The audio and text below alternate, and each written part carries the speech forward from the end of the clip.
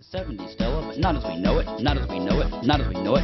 70s Stella, but not as we know it. See my oscilloscope. There are red dots on the starboard bow, starboard bow, starboard bow. There are red dots on the starboard bow, they're trying to get in. Stars crashing across the universe, stealing stuff from George Lucas as they don't rehearse.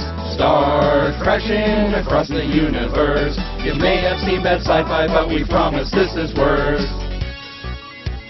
Hey everybody, welcome to the MSTieCast. I'm Toby Mobius, and today we got our friends Fred Fritz and Mike Hagen. If you've forgotten who I am right now, this is going to go downhill rapidly. Well, I don't even know who you are. Toby? Huh? Oh, hi. Hi everyone. Welcome to the MSTieCast. Yeah, on today's show, we are doing a very special interview with Mr. Mike Hagen of Mystery Cannot Talk. This is going downhill quick. Should I leave and come in again? Are you kidding me? This show's going to be up with you guys heckling it next week. Well, there we go. See, that would actually be pretty cool if we riffed our own show. I think it's self-riffed. Yeah. Mystery Fandom Theater does. Mystery Fandom Theater, the podcast. But yes, welcome, Mike. Thank you. Thank you very much. Well, that's done with. What's next? No awkward pauses here, only interview. Also, no tell refunds. By the way, the questions are snapping out one after the other. Well, I'm letting charge. You got the lead, Toby. You got the lead, man. I did, but you forget I've never done a live interview before, so this is tricky for me. All right, well, I'll tell you what. I've had some. I was doing a documentary years ago about fan filmmakers, and the most prominent question that gets asked every individual who does a fan film, fanfic, whatever, where money has been put into it. Why did you decide to do this and not, say, invest your time and efforts into an original project? Because we were really rabid fans of the show, and we didn't have an original idea at the time. Mm-hmm. And I think that pretty much sums it up. Because your sets are very elaborate. Thank you very much. They put far too much effort into those things. They are huge and incredibly heavy to move around. And somehow I've got them all stuffed into a very small storage unit right now. Where are you shooting this at? Right now, fortunately, I've got a friend who has industrial space, and there's enough room between all the stuff he's got in his shop. We can set up the sets and all the lights and whatnot, and it's far more room than the two-car garage we used to try and do all this in. So it's really kind of slick. Now you have you're about to put up a fourth episode, I believe. Is that right? Fourth and fifth. We're filming the next two at the same time. Do you have like a goal for a season amount, like a certain amount of them, and then you're going to call quits, or what's your goal? We're calling it quits at this point. These two are going to be the last two for this style of Mystery Fandom Theater. Mm-hmm. We've been talking about it during the group, and we figure we want to try and do something a little different. What we're going to do, we think, is recast the show entirely. We're going to have a female, I guess, protagonist. I can't remember the words. Protagonist, one who watches the film. We're debating whether we're going to have Tom and Crow there or not, and how the antagonists are going to work for the show. Mm-hmm. We know we want to switch things up. We haven't quite determined how we're going to do it, what we're going to call it and such. But we want to try maybe the same sort of concept of the show. Maybe have the bots in there because, well, we've got the damn bots. Let's use them so they don't gather dust. But try and do something that's more straight off, original for the setup and the sets and whatnot. Okay. What we do, we don't know yet because we want to wait until we finish the production of these two episodes where we talk about it. But it's already been bandied about. Hey, let's do something different with it. Yeah, okay, we can do that.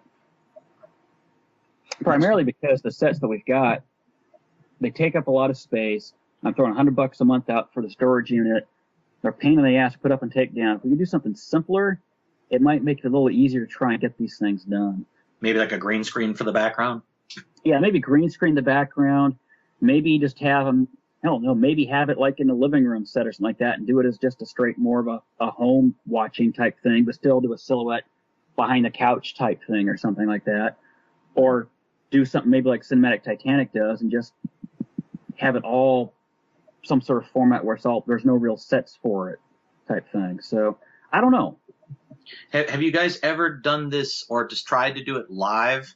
I've actually seen some guys do MST things at cons, at conventions, and they'll riff a movie right there with their robots live in front of an audience. Have you ever done that or thought about doing that?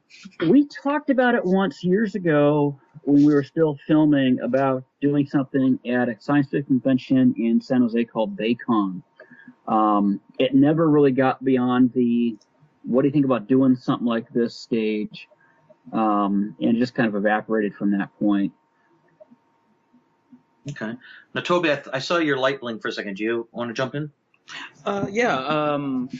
I kind of just wanted to get some of the general questions about your interest in the show out of the way.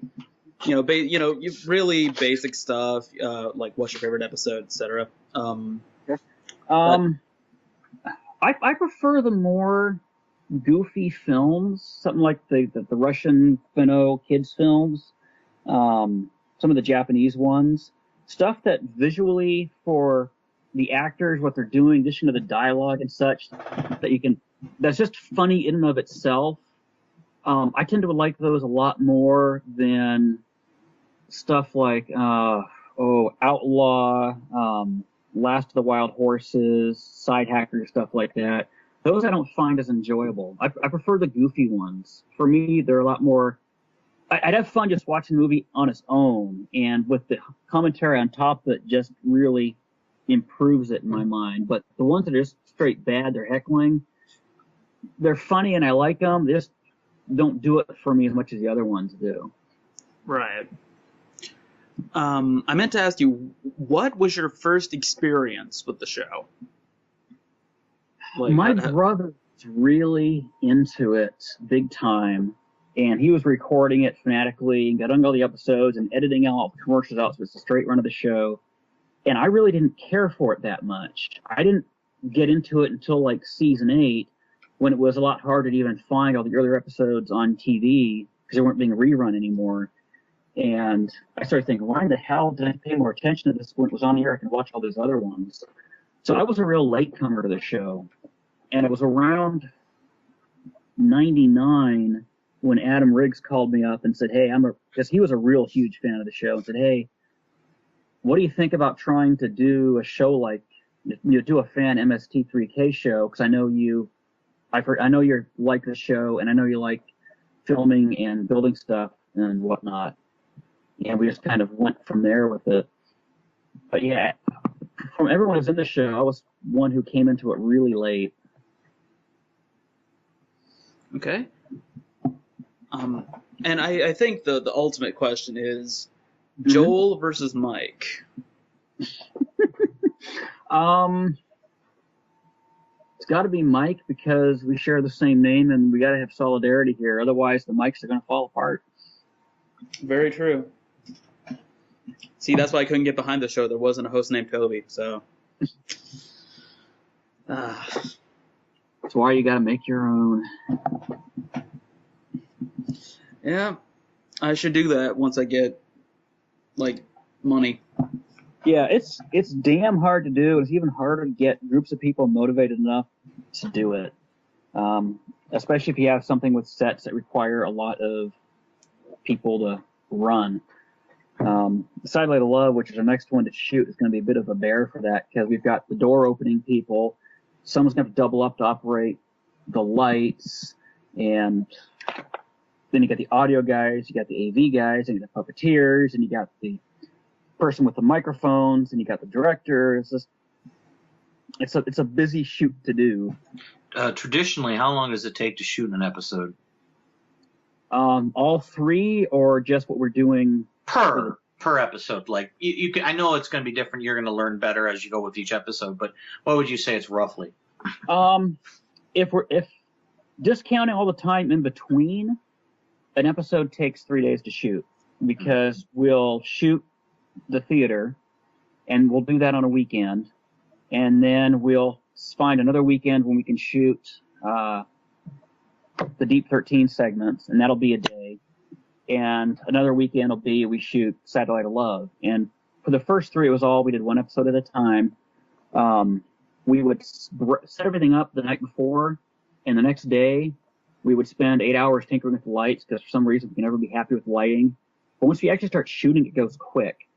The theater stuff typically takes about twice as long as what the film is. It's an hour-and-a-half film, 3.5 hours, but how long it takes to kick through it.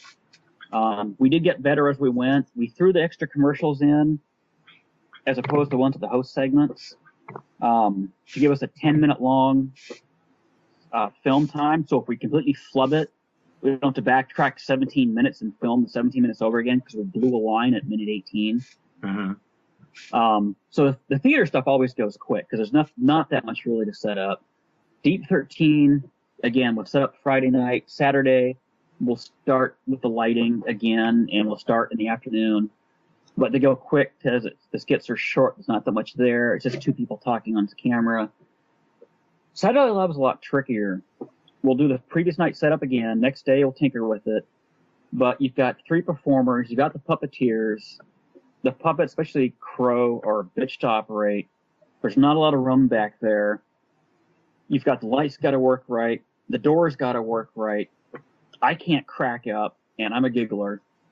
And that'll take a good portion of the day. The very first time we did this, we started off filming Satellite of Love, and we started sometime around noon, and we were doing Red Riding in the Hood. I think it was the 4th skit, and I could not get through it. We were at take 18, and everyone's getting a little cranky, and I was getting pissed because primarily it was me blowing it. And we finally said it was like 11 o'clock at night at that point. We had 2 more skits to do. We still had to do all the stuff in the opening credits, and we're trying to get this done because we didn't have the people the next day. So we broke for late dinner, came back around midnight, and we cranked it out in 2 more takes. Because what we learned from that is sometimes you just got to walk away from it, relax, and clear your damn head. And we really need to do that at that point. Because if it stops being fun, it just becomes a chore. You just don't give about doing it anymore, and you just want to go home at that point because it's not something you're getting paid for, and it's really easy to turn around and walk. So you got to make sure you're keeping the interest level up and the fun value of it up. Oops, sorry. Yeah, an example of that was one of the first early ones we did when we did the Crooning Cyclones, when we did the Woodscutter song at the start, one of the first theater skit that we did after the movie had started. And that was taking multiple takes.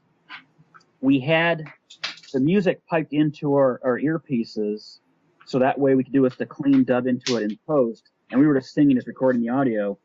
And no one on the set could hear the music except for the puppeteers, me, and the AV person. No one else could hear it because no one else had the headphones. We ran out. And it was the same sort of problem. We kept flubbing the damn things. And we were getting cranky. Everyone was getting cranky. And the AV guy decided to have fun with it.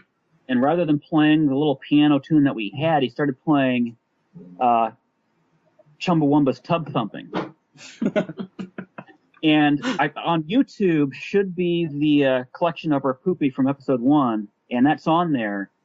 And you can't hear the audio, but you'll watch it start the little dance, and we all kind of pause briefly. Then we all start singing Tub Thumping because we know the lyrics to it, and we just lose it. And nobody else knows what the hell is going on. The director doesn't know what's going on. The camera person knows what's going on. None of the people working any of the prop stuff knows what's going on. All of a sudden, without any coordination whatsoever, in sync, we start singing Tub Thumping. And they're going, what the hell?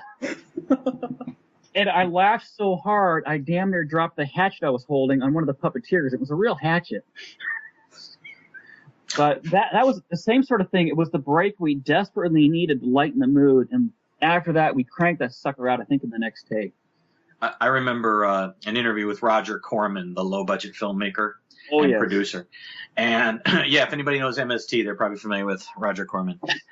He was talking about the last film he directed among the series of films he directed. He came back to directing years later with Frankenstein Unbound, but he was his last film for years was Von Richter and Brown. And he was talking about how when he was making that film, every day when he had to go to the set, there was a point where he'd come up to two roads. And one road would take him directly to the set where they were shooting, and the other road would take you down by the docks where people were fishing. And he said he knew it was time to consider stop directing when he kept wanting to take that left road. And it just reminds me of how, like, you have to be the one invested in your own project. Yes. Because nobody else is going to be invested in your project. Nope. And I think a lot of people, when they make these things, they don't, or see somebody that makes these, they don't realize how much hard work goes into these, and how there are temptations to just walk away. Oh yeah, and especially after this, when everything's done in the film, they got all the post-production stuff you got to do, and that's going to be a pain in the ass. Mm-hmm. It's a lot of work to do this stuff. If I can ask, because there's always going to be tech heads out there that want to know, like, what kind of camera are you guys shooting on, and what do you edit this with? The first one, Little Red Riding Hood, we did with Adobe Premiere. The next two we did on Max with Final Cut Pro. Okay. I can't say what cameras we used for the first ones. They were all digital cameras. What we have right now is, I think, a mid-range digital camera uses the mini DV tapes. I couldn't tell you the type camera that it is. I've never looked at it. Okay. But it's just your garden variety mini DV digital camera. We're recording on digital tape. We have separate mics that go through a mixer, and we're recording that stuff to a separate audio track, and that's all going digital. What we found on the first episode, Little Red Riding Hood, and this was a learning experience for us, is we learned too late that VHS tapes stretch, magnetic tape will stretch. Mm-hmm. And we filmed, starting and stopping all of our comments, Little Red Riding Hood, we're using a VHS tape, and we time-coded off the VCR code. And when we watched it for the theater segment, we're going off of that digital, or that VHS tape. And our comments were recorded separate. But what we found in post-production was the tape had stretched, and it wasn't a consistent stretch. And out of the 700 plus comments we had, none of them lined up. And so the editor had to go to each and every one and track it to the right point. Oh, man. Oh. And we found that out when we had 30 plus people gathered at a house for the premiere, and the editor called up and said, I'm having some trouble trying to get this thing finalized, because he was running a little late. That'd be real simple to have it done that evening. No. So, yeah, after that, we decided we went everything digital, tried to get everything on a computer as soon as we could. We take the movie we're watching, we convert it to digital, add a time code to it, and we'd watch that off the computer. And so everything we know is going to be, there's not going to be any drift happening with it. Right, right. So that was a huge learning experience for us right there. It does make it a little nicer, though, because it's a lot easier to start, stop, rewind if you miss something than versus the VHS. That's just a pain in the ass to work with. So having a digital production-wise for the writing sessions, for the rehearsals, for when you film it, is just a lot nicer. Well, see, there you go. Once again, though, it's nice to hear, you're not worried about having the latest high-def camera. And I think a lot of people, young or older, whoever want to start the first production, they're always thinking, I got to buy the best of this and the best of that. And the truth of the matter is that you don't. You just have to have something that captures an image, that, you can have at least some decent lighting, some decent sound, and you can make that work. And so that's cool. That's because not many people shoot on mini DV today. Yeah, we're a little, I think, high-tech more than most, because some of the people involved are big AV geeks, and so they have the equipment on their own. They've got the soundboards, they've got the microphone collection and such. So there's a lot we can bring to the table off of that. Right. And what I found, just you go to theater rental places, you can rent mics and the lights and whatnot, and it's not that expensive. A lighting rental for us will run about less than $100. Oh, So you can pick up a like a standard light kit. It has 3 floodlights, the frames, the stands for usually for like $50, and that's like a weekend rental. So if you want to add a little bit, get away from the fluorescence and whatnot, which can cause camera issues, look for theater departments, find out where they get some stuff from, and for just a few bucks, you can try and get at least some more consistent lighting and avoid the hot spot light troubles that we actually had on some of our stuff. Because we were using the wrong lights at the time. Toby, do you got anything, man? I do. I was wondering, in your episodes, do you have like do you actually have a puppet pit, or are the puppeteers just kneeling, or how are you guys doing I'm that? trying just really hard not to step on the puppeteers. We filmed 1 and 2 on a garage. Number 3 was filmed in a living room on a hardwood floor, and they're just sitting there. The tables on blocks to get up high enough to hide their heads, they're hunched down. The scripts are taped to the underside of the table, they're hanging straight down, so they're just reading their lines off of that, and I have everything memorized, which is why if the line's blown, usually it's me, because they know what they're going to say, they're just saying it. I'm always trying to remember all the cues and whatnot. But I would love to have a pit, but no, we don't have one. That would be way too much of an expense because we'd have to elevate the entire set to give them something they could sit in. And that's just way beyond what we want to invest in the project. You could do it renting raised entertainment stages, but it's not worth the hundreds of bucks that it would cost. Right. Well, your sets do look amazing. I have to say, I've only personally seen the 1 episode of Star Crash so far.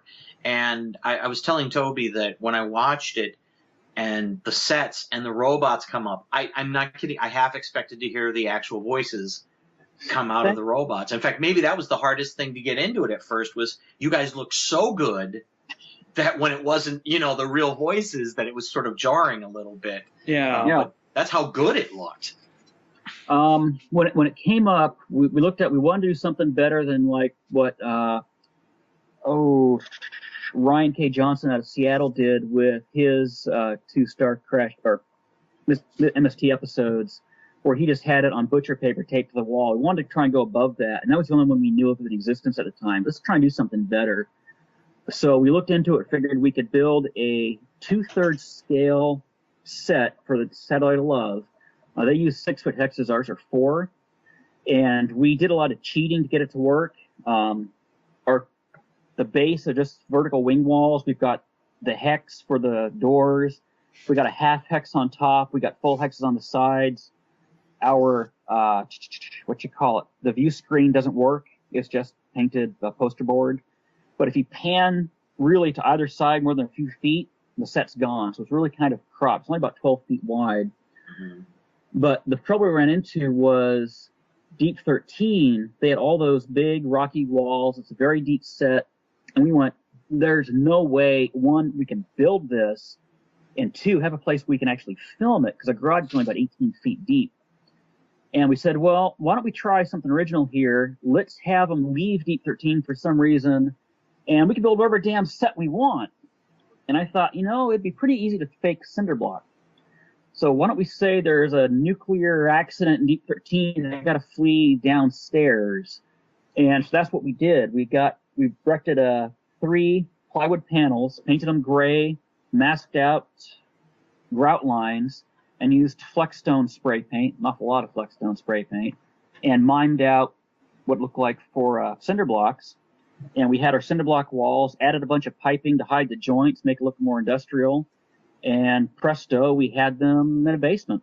And I'm actually impressed by how good it looks. It looks a lot like you're filming in an industrial space right there. And it's worked really well for us. They're a bit over-engineered, so they're heavy as hell to try and get up and move around, and they warp a little bit. None of our holes, where we bolt them together, want to line up. So every time we set them up, we're like drilling new holes to try and connect these damn things. But I do like the sets, and I'm going to miss them when we switch on out. But you mentioned the voices, which is interesting. When we started, I got a lot of feedback from fans saying they liked it, they liked the show and whatnot. And after Red came out, I got one very long critical letter. Say, okay, you got the show, not bad production values, but one thing you riffed on was our voices. And the problem we've got is none of us at the time could do voices. We could do ourselves or somebody that sounded like ourselves. So you got Brian Underwood, who was Frank, and Servo, they kind of sound alike.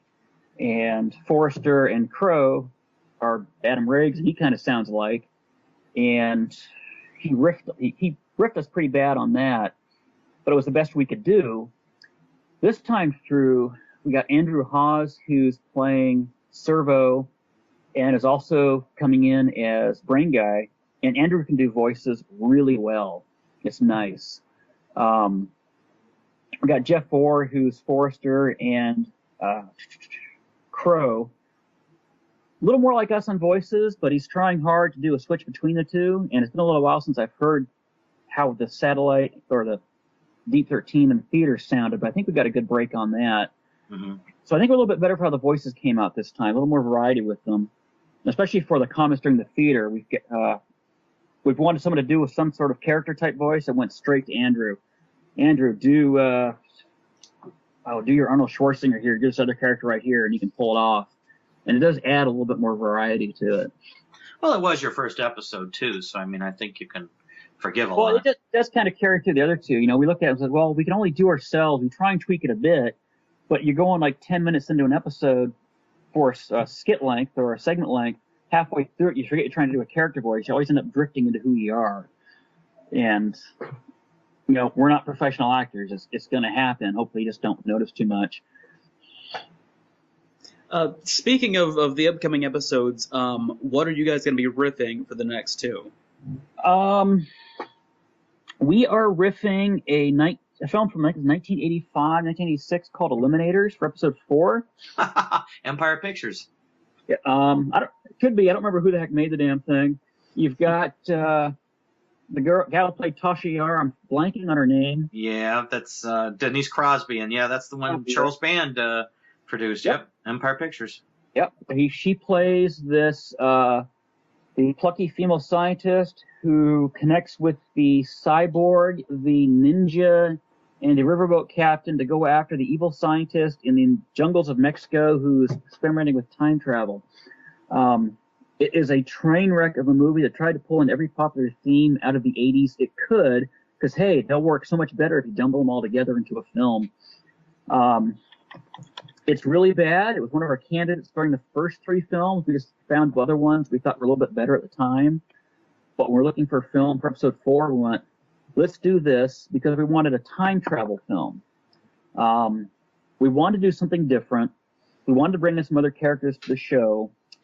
And so in episode 4, spoiler alert, everyone doesn't want to know. I don't know, tune in somebody else's podcast for a moment. But come back because I want you to pay attention to this one.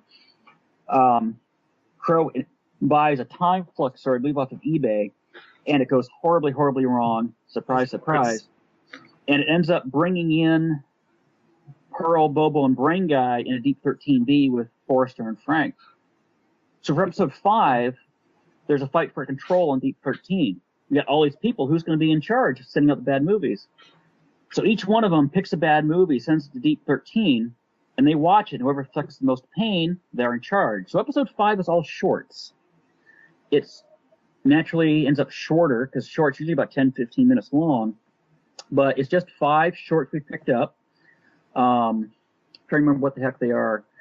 We've got Safety in the School Bus. It's a little safety film about how to ride on a school bus. Oh man, I've forgotten all these damn things now. That's okay. I wouldn't worry too much about it. Leave a few for a surprise anyway. Yeah. One note, which we're real slow putting these things out. So the time between we select what we want to do, we write it, get together to write it, we start filming and whatnot, things can happen. And unfortunately, our original horrible short, Molly Grows Up, Adventures of a Gal Who Starts Menstruating, was done by Riff Tracks in the time since we elected to do it and started writing for it. So it's been done. It's out there. We're going to end up doing it. We did not copy them. We made a point not to watch what they did because it came out while we were still writing. But I'm very curious to see how their jokes compared to ours. Mm-hmm. There's some areas I'm sure they got to be similar, because what the hell else are you going to say right here? But it feels a little bit like, yeah, we should be doing our own stuff here, despite the fact we're horribly copying their show.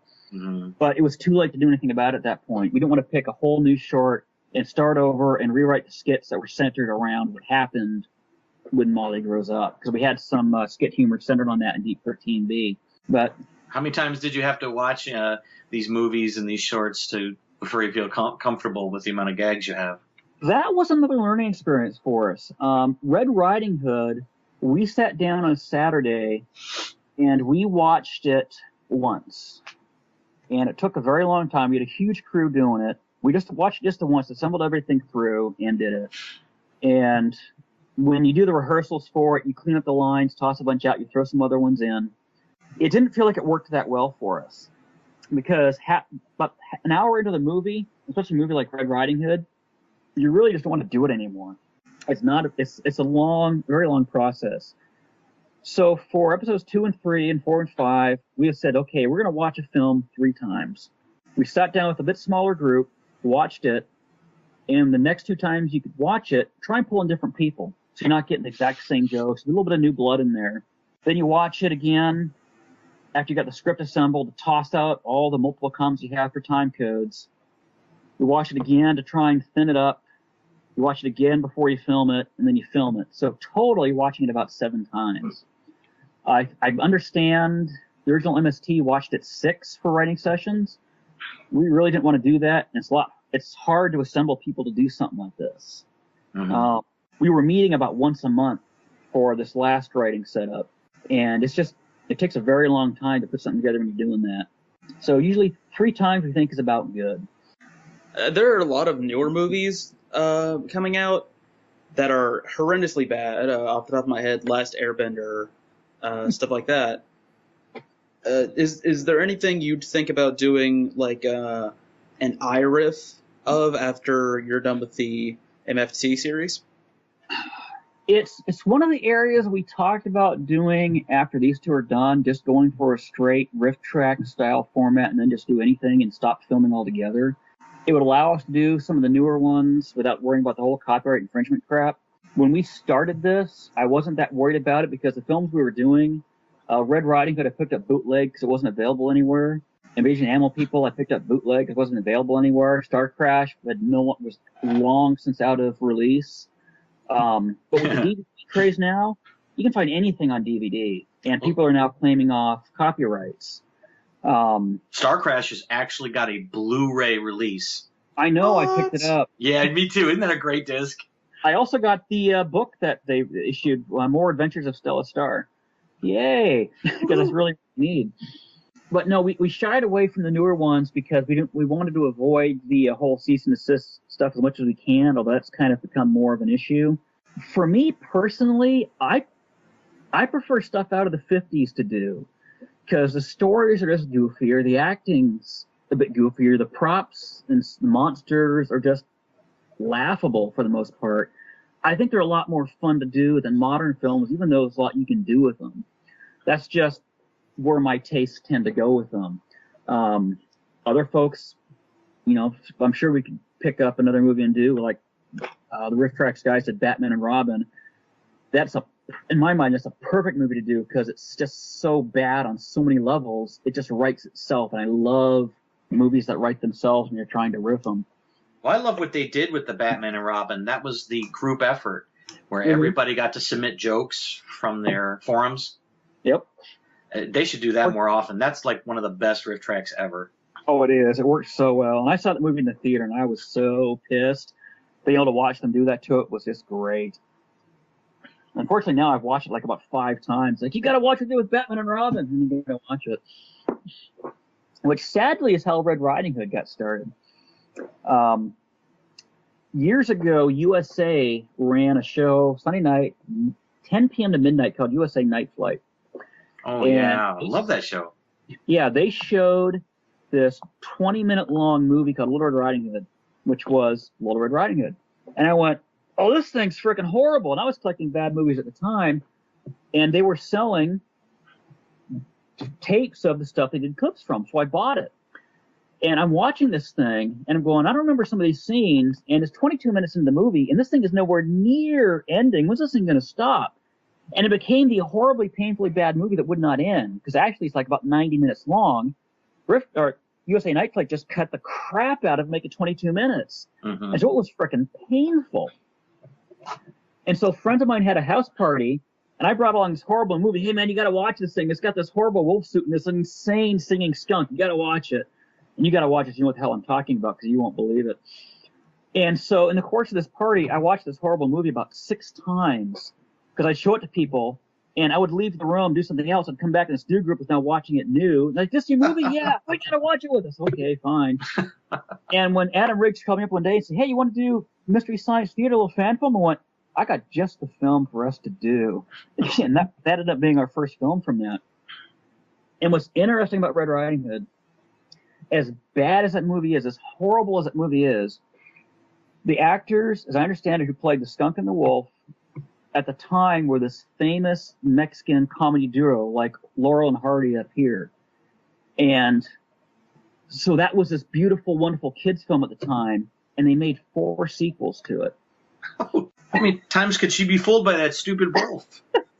And so if there's, I'm trying to remember the names, there's Little Red Riding Hood and the Monsters, where Red Riding Hood, with the help of the wolf and the skunk, battle the evil, wicked witch, Dracula, Frankenstein, the 2-headed monster, Pinhead, all this other stuff. I gotta find this. It was a real candidate for future films. It was that bad. The Little Red Riding Hood and her friends, where she teams up with Tom Thumb. There's another one called The Queen's Swordsman, which was the big bad wolf and the skunk get drawn into an army to guard a forest, if I remember correctly. Maybe only been 3 sequels. I think there's just 4 films total. It's been a while since I've seen them. But they were hugely popular. See, now I want to... God. I'm sorry. I believe... Sorry. Go ahead, Mike. I think I'm done. I'm sorry. I just said, you know, hearing all these, I would have loved to see a sequel where Little Red Riding Hood meets Santa Claus, the Mexican Santa Claus. Oh dear Lord, that's a bad film. Yes, yeah. I could see K. Gordon Murray trying to splice something together with like that out of his films, which is interesting. Toby, you'll get this. Fred, you will because you haven't seen it. Okay. Red Riding Hood has the skunk. The voice sounds like Flipper. It's the high-pitched 78 RPM voice. Yeah. And that was K. Gordon Murray's doing. K. Gordon Murray was a producer in the United States back during the 60s who made a ton of money by importing films and putting them off as matinees at drive-ins and such. There's a whole background about him. A guy I contacted online years ago and out of Connecticut. He's got a K. Gordon Murray fan page. He made mint off of doing stuff like this, but he dubbed Red Riding Hood into English. If you watch the original Spanish versions, the skunk sounds normal. It's not so incredibly painful to watch. And so I'm going, okay, so what we're watching right here is K. Gordon Murray's painful infliction upon us. And he did the same thing out of Santa Claus. All the stuff he brought over, I believe all the dubbing out of it is out of his crew. If you don't like the voices, don't blame Mexico. Blame Gordon about that. Darn that devil. What was I going to say? This was a question. I'm going to have an episode of my own podcast, Erase Rewind, where we're going to talk about this. But I think you'd be a great person to ask this question. Do you feel that the popularity of people now falling in love with bad movies, and not just the riffing of bad movies, just people seem to want to find bad movies for themselves now. This is growing. Like I remember back in the 80s when you were talking about Night Flight, for instance, and Yep. This was a very cult corner kind of thing. And if anybody does remember Night Flight, there was a group called the Back in the Saddle Gang. And they're one of the first groups I remember that did any kind of riffing where they would actually take the characters and re-record their voices, like Radar Men from the Moon, and they would like dub in their own dialogue. That's how they would riff, you know, and they would re-edit these bad movies.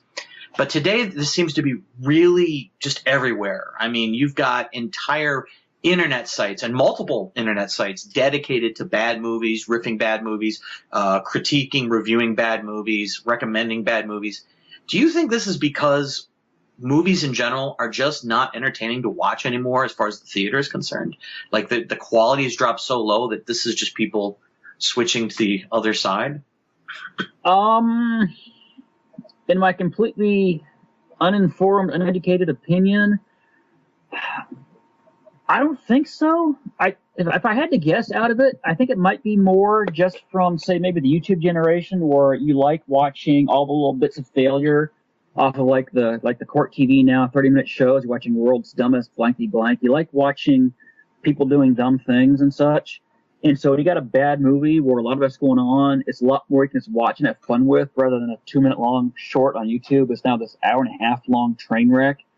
I think the interest might be generated for something like that. Given the fact my interest in bad movies comes from just my love of the 50s and all the bad movies came out of there. And then I'm connected all through the MST3K fans. Everyone I know who loves bad movies generally is because of MST3K.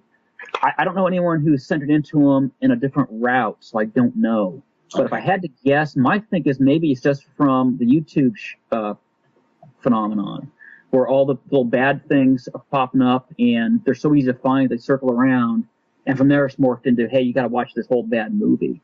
Well, when I was growing up, and for context, I'm 40. I don't know how old you are, Mike.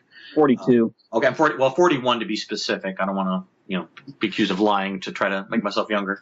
So you and I grew up around the same time period. Yep. When I was, like I said, the 80s, we had Night Flight.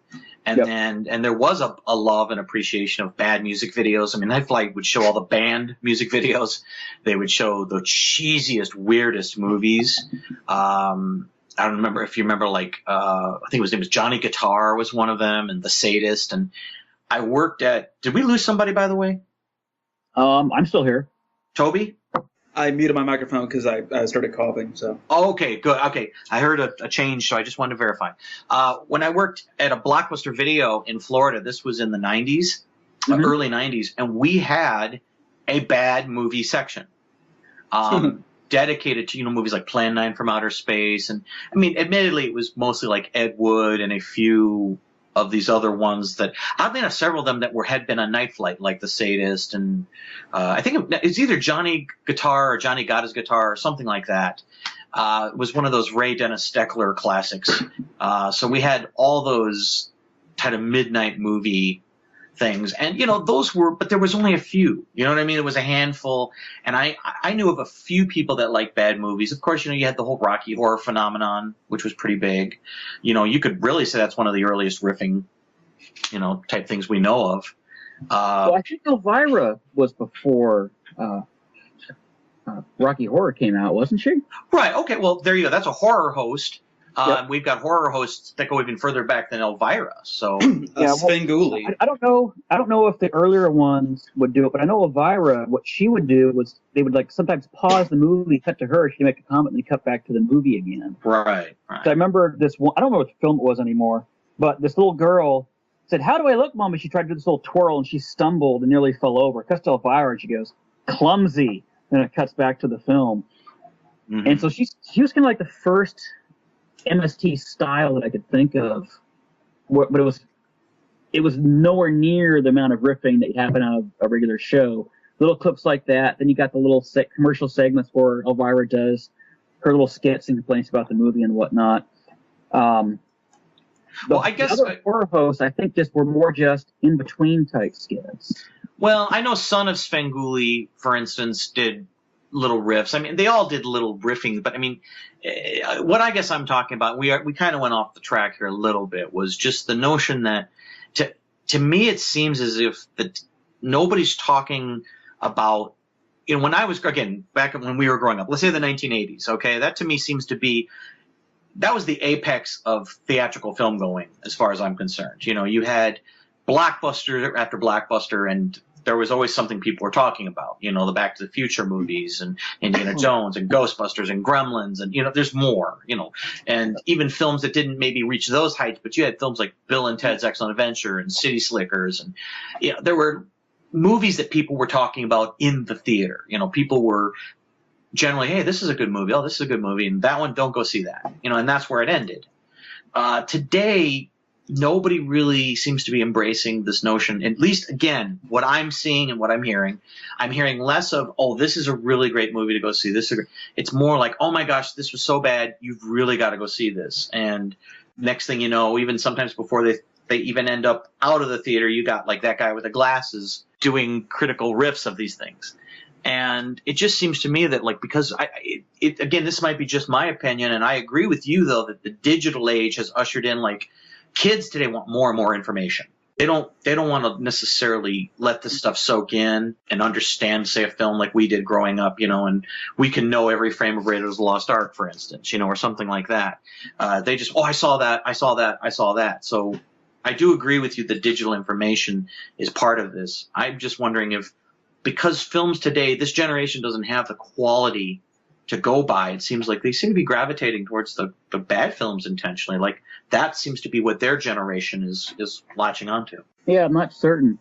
It may be something with that. It may be the fact that there's so much being released on DVD now. I mean, I was in Walmart about a month ago. I picked up 20 war films for $5 on this collection, and horror films, whatnot, are out there right now. So it's real cheap to take a movie that hasn't been released in years or was never released, plunk it on DVD. Figure, well, if I get, you know, $1,000 from everyone I sell this thing to, $1,000 didn't have before. So a lot more stuff is out there to be seen than before, where you had to track it down to any of a number of mailer sites, or you go to conventions, you're trying to find bootleg copies of films, which is how I started trying to collect when we started doing this, because the only way you could get this stuff, it just simply wasn't out there. And now, like I said, everything's on DVD. I can make a quick buck out of this, pull it out of the collection, dust it off with 10 other films, and we'll sell it for $10. Somebody's going to buy it. And generally, people like bad movies, and they start circulating around, hey, you know, let's watch this bad thing here and have fun with it. And maybe from there, it's circulating off, oh my God, you got to watch how bad this film is in the theater. Although a bit more of a restriction there, because theaters are becoming so damn expensive these days. So maybe it's leading more to the downloading of stuff to try and watch that. Well, the quality, though, I don't think would be necessarily affected by the price, though. I am referring to quality here, not so much availability. Mm-hmm. So much. I mean, I don't disagree with anything you say, actually. It's, you know, things are far more available or accessible, or, you know, if somebody has a rare out-of-print movie on VHS, they upload it to torrent sites, you know, and people can get, you know, there's a really cheesy movie, if people haven't seen it, called Voyage of the Rock Aliens. Oh, and Lord. If you haven't, you've seen that, Toby? Yes. Oh my gosh. That's a beautiful bad movie. You know what I mean? There's, you know, Pia Zadora and a group of people singing, you know, to robotic aliens, you know, who are a rock group. You gotta love it. This is classy stuff, but whatever. Like I said, I just felt that there seems to be a generational shift, that when MST was out, and it was a niche thing, you know, it was college kids or people who just love those type of movies. That's why I gravitated towards it. I watched it. I'm like, what the heck is this show? Now it's like this entire generation knows riff tracks. They know MST, you know, and not only that, but they know that guy with the glasses, you know, the cinema snob, and they actively see The Room. Tommy Wiseau's The Room is probably the greatest example I can think of, or Birdemic, where you have a really horrible film that's pure garbage and yet has made the filmmaker rich. Okay? Tommy Wiseau is rich because of how awful The Room is. And there just seems to be something so morally wrong with that. There's a nice film that's kind of a take on that called And the God Spoke. Oh, I saw that one. Yeah, it's kind of like This Is Spinal Tap, but it falls behind a director and a producer who know absolutely nothing about what they're supposed to be doing, but they don't realize that. They're trying to make a biblical film. Yeah. And it's so bad it turns into a cult classic. Where you got Soupy Sales there on the mount. I bring you these 10 commandments and this wonderful, refreshing beverage. He's holding a 6-pack of Coke. And sort of related to that, you have stuff like the best worst movie about how bad Troll 2 is, but the massive cult following that it has because of how terrible it is. Mm-hmm. Yeah. Well, I heard, I think it was the Red Letter Media guys, I'm not sure, but this was so insightful, whoever talked about it, but they were talking, this is a great example how Tom Hardy, who of course was in Troll 2, and he's the main focus of Best Worst Movie. And by the way, if people haven't seen that documentary, Best Worst Movie, go out and get it. It's really good. It's a really good documentary. But they were pointing out that how Tom Hardy has all these people, right, who love him in his hometown, you know, and he's helped children in school who couldn't afford dental work. And like he's literally changed lives in his hometown. And every time they talk to Tom Hardy, he's going on and on about the dream and how he wanted a chance to live the dream. And he goes on this journey with these people to all these events, and you know they're clapping and laughing with him, and he's taking all this in and loving it. And they pointed out how the subtle irony of like here he has real accolades back home, you know, for things he's done and how he's changed lives, but that's not enough for him. But yet this sort of real bad movie where people are mocking and laughing at him, you know, that he seems to take in. And I just thought that was really an interesting take on that. It's a very interesting generational thought. Mm-hmm. To see perception and how even somebody that's older like Tom Hardy could be so pulled. In fact, if you see, there's a follow-up. I don't know if you guys have seen it. There's a follow-up with Tom Hardy available on YouTube. And he talks about what happened after the movie. And the funny thing is he doesn't even look the same now. This isn't that long, okay, since the movie was released or shot, and the documentary, I mean, Best Worst Movie. Mm-hmm. And his hair is completely gray. He looks like he's gained at least 10 or 15 pounds. If you remember, he was kind of a health guy. And he's still obsessing about being in movies. And that, to me, is fascinating. It just kind of strikes off the people's desire. They want to be, you know, famous and entertainer and think of themselves like the next Gene Kelly type thing, but not too many people get to do that. Yeah, it almost seems like famous at what cost, though. Yeah. It does. Sometimes I guess that's where I was going, is just there's this, we've come into a generation since, you know, the days of Geraldo and Sally Jesse Raphael and whoever that third idiot was, Jerry Springer. So, yeah, that was just my point, is just it's interesting that we do seem to be reaching a generation that does have a fame at any cost. And instead of rewarding the ones who make the quality pictures, it seems like the quality films are all sort of pushing off to the side. And films like Birdemic are making a fortune. And at the same time, it's good, like really exceptionally good films seem to be very, very rare nowadays in the mainstream. Like, well, I mean, you'll have movies that win Oscars. You'll always have those, but the truth of the matter is, most of and I'm speaking from my generation, most people my age aren't usually going to go see these, you know? Well, oh, I'm sorry. Forgive me, Toby. Go ahead. No, go ahead. No, please finish. I was just going to say. No, after you, Alphonse. You want me to talk? I can talk. Well, and Mike, talk. definitely jump in. It's just, again, for my age, 41, I went down to Best Buy, all right? And I wanted to pick up a copy of Big Trouble in Little China on Blu-ray. I already have the DVD special edition. Great movie. And I asked and asked and asked, and nobody, and these people were all in the age of 20 to 24, all right? They didn't know that movie. And I'm like, you don't know Big Trouble in Little China? Really? And I've since encountered this, and I'm not going to name off movie after movie, but I'm saying that's a little more of a cult film. Okay, you'd think that would skew more towards this generation, right?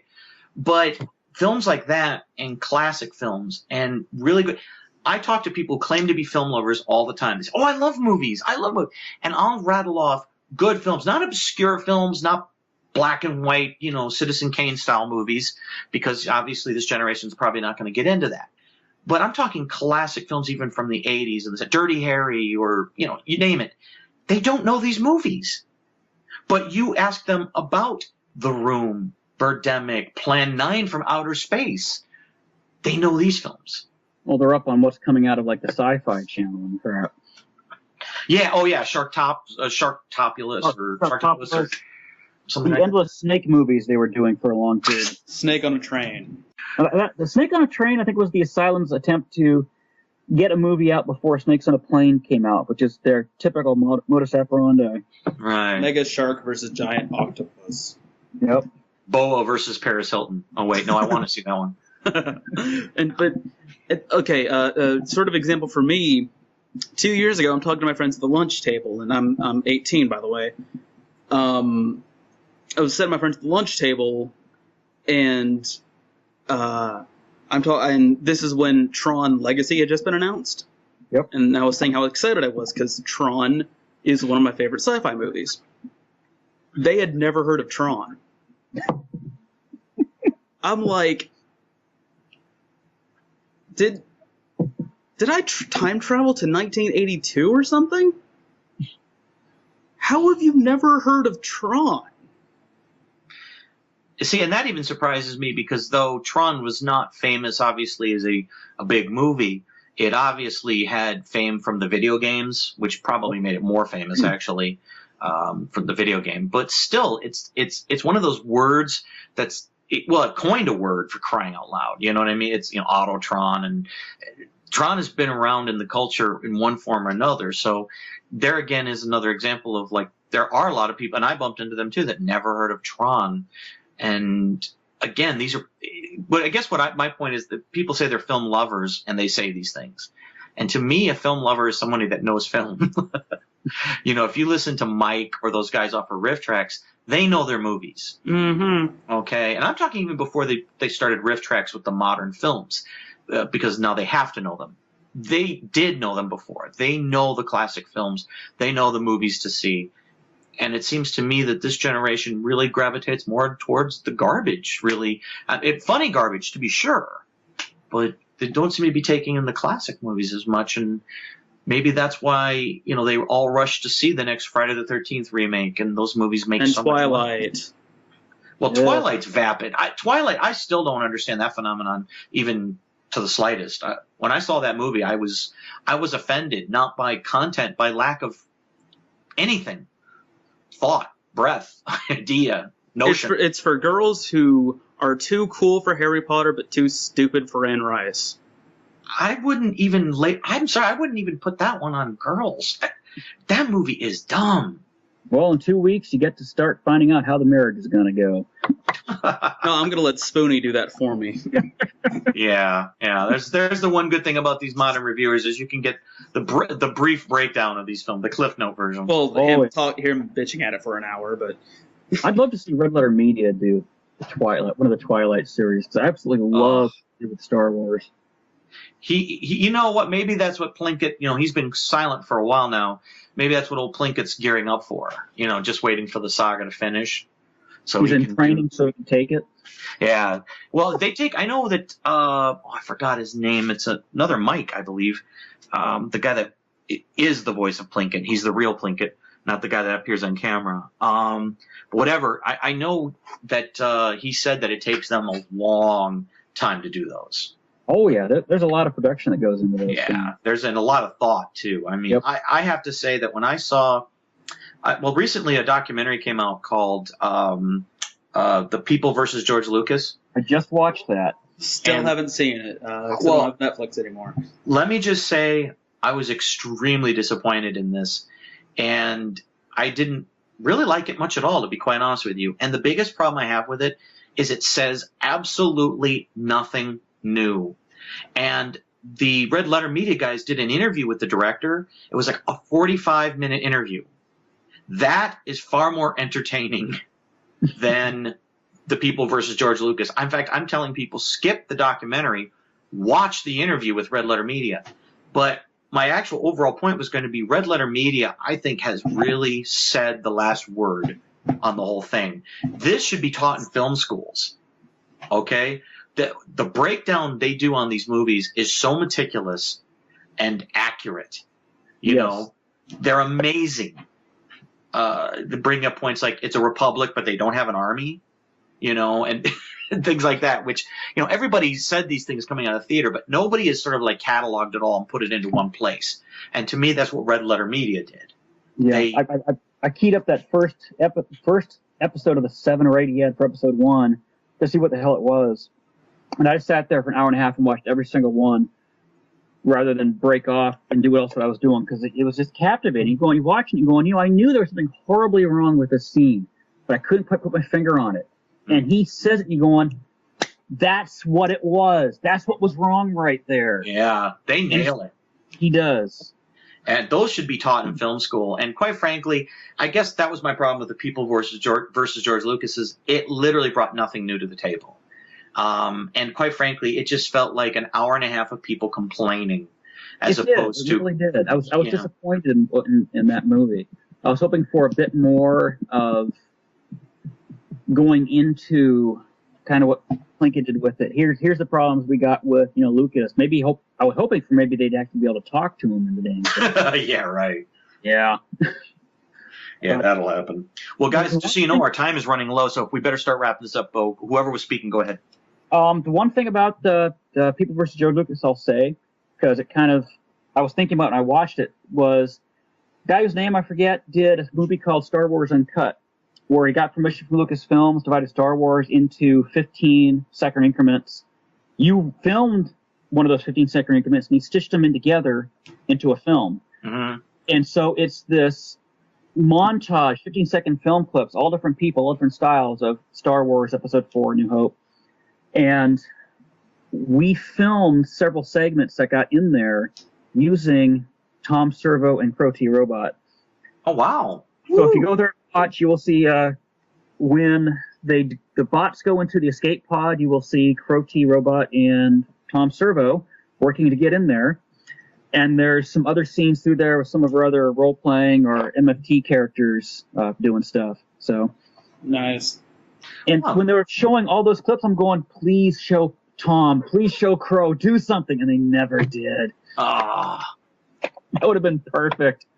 That would, and yeah, because they show a lot of footage from that thing, too. They do. There's a lot, which is the only thing creative I could give the overall documentary was you could tell they spent a lot of time editing the video, because there are just thousands of clips from fan films. Yep. And a lot that you might not know, too. You know, that's what's kind of cool. So, and Mike, let me ask you one final. Is there anything like that you've always, like, nobody's asking you about the stuff you've always wanted to talk about, or, you know, that you're dang, I wish they would ask me that, you know, kind of thing? Well, I've reviewed about what we've done since about 2003 at Baycon when we premiered Star Crash. So I'm not sure what I want to get asked off of this thing. Mm-hmm. I think there's one question that does get asked now and then was, have Joel or Mike or any of them ever seen your stuff? And I've heard secondhand that Trace Bolu was given copies of her films. And this summer, Ron DeGroot did email me and ask for copies of episode 1, 2, and 3. And he's the husband of Mary Jo Pell. And I said, yeah, here you go. Let me know what you think. I would love to know what they think of what we did.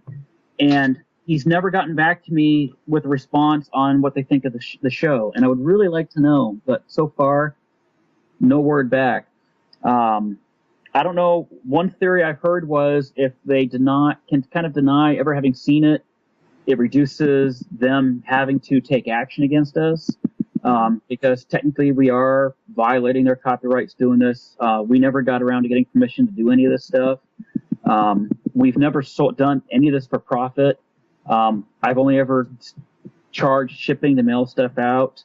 Other than that, it's kind of like at cost. I'll give them away for free and stuff. Now they're on YouTube, archive.org. You can just straight off download them, which is nice. And we've heard Jim Mallon doesn't like these things, and so we've all been kind of nervous what's going to happen if they do find out.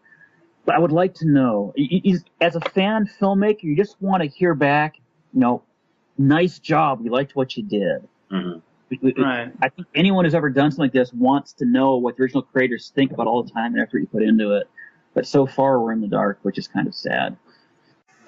There's other movies out there they've never done. We'd like to do them. Right. Actually, you know what I would like to do if I ever had the chance to sit down with them, I'd love to know, these are the movies we picked. We know you've seen them. You had to have seen them.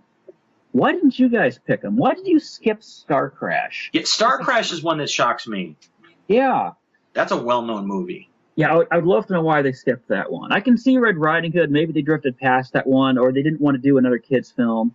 Invasion of the Animal People, oh my God, that one was bad. Tough to write. I don't know how they didn't do Duck and Cover as a short. Yeah, because that one's government. It's copyright free. Probably because the Back in the Saddle Gang did that one years ago. Maybe that's why. Yeah. Oh. I mean, they certainly had enough shorts in the early Joel days to try and throw something like that in there. Mm-hmm. Don't know. It'd be a nice sit-down conversation to have about why did you pick the movies that you did? Did you see any of the ones that I saw? Did you watch Lee Majors and the Norsemen and consider it? The Vikings invaded North America and battled the Indians, and Lee Majors was leading them. I thought it was a horrible movie worth doing, but I found these other ones were so much worse. Or Equinox. How did they not do Equinox? As another one I'll never know. There was one film Called The that Beast I also. found bootleg that I would love to come out on DVD and do. And it's this little made-for-TV film out of the 70s called Werewolf of Woodstock. Woodstock happens. It's down.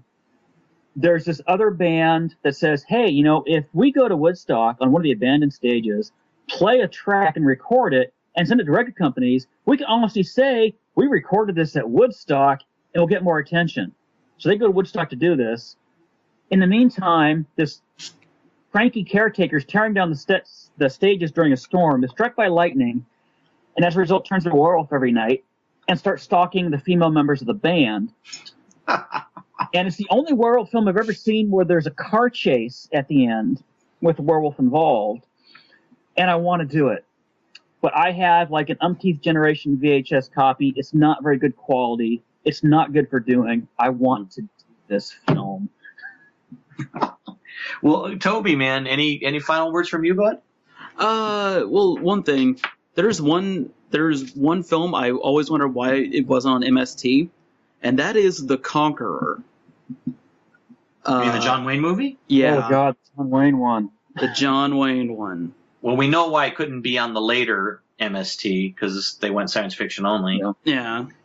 It may probably boil down to the whole getting permissions type thing. Can you get permission to do this? And the studio goes, John Wayne? Hell no. I'm fairly sure it went public domain in like the 90s. So, I don't know. Maybe. If it did, grabbing. Well, don't forget that you also have that whole image rights issue. That's sometimes. True. Yeah. And John Wayne's, good grief. I mean, there's even a beer company that bought the rights to do, where they had like scenes from John Wayne movies and they cut it into a beer commercial. You remember that? I remember that years ago. Yeah, they did it with Humphrey Bogart. And so who knows? That might be strictly just an image issue, too. But it'd be something we're practicing. Yeah, and actually, we're trying to get Mike Nelson for an interview eventually for the MSTieCast. And is there anything you would like us to ask him for you? What do you think of Mystery Fandom Theater? He'll be like, what? Ooh, what? Here, check out this YouTube link, Mike. We'll wait. If you want to ask him something, I would love to know if they'd ever saw Star Crash, why'd they skip it? That's one I would like, because that's actually on my question plate, too. I love Star Crash. Star Crash has, I think, the best line out of any of the ones where we've written, and I'll never forget, it was my brother's one who said it, where the pods have come through the windows, and the Lord Zarthard's walking through the rubble, and my brother quips, someone board up those windows, we're losing air. And watching everything, it never quite struck me. Them going through the windows was absolutely insane, but the whole depressurization thing never clicked until my brother said that, and we had to stop the film. It took me 5 minutes to recover. Well, awesome, man. Yeah. Mike, it was a pleasure talking with you, man. It was nice talking to you, too. Yeah, and come back anytime. Yeah, you still want to talk to the rest of us in 2 weeks as a group? We'd love to. I will have to see about getting it set up, but we'll see what we can do. Alrighty. Okay. Well, Toby, why don't you take it back on over, man? All Wrap right. us out. All right. Well, this has been the MSTieCast for Dane Forgione, who is not with us tonight. I'm Toby Mobius. I'm Toby Mobius. I'm Frederick Fritz. And I'm Mike Hagen. And this has been our show. Thank you and good night. Good night. Take us out, Torgo.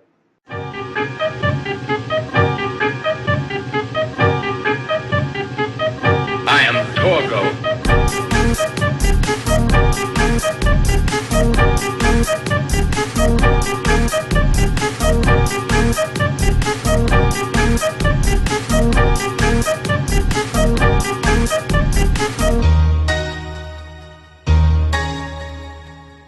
I take care of the place while the master is away.